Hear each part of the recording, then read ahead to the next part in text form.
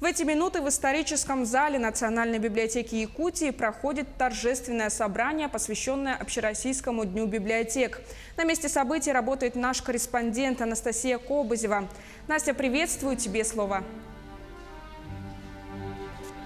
Кристина, я тебя приветствую.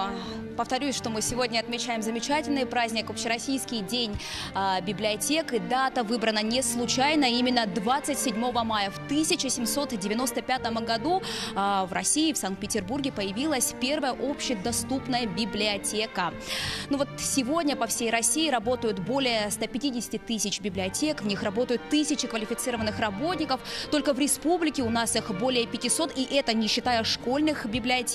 Но что касаемо этого мероприятия, оно недавно только началось. Сейчас выступает симфонический оркестр филармонии Якутии.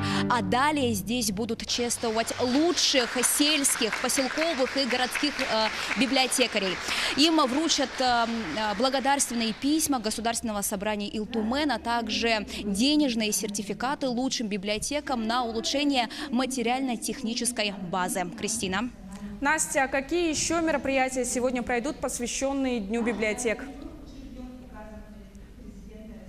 Ну, Кристина, сегодня по всей стране пройдут различные мероприятия. Вот, например, у нас в республике впервые стартовала акция, которая называется «Сила книги». Представители муниципальной и государственной власти будут вслух на разных площадках города читать отрывки из своих любимых произведений.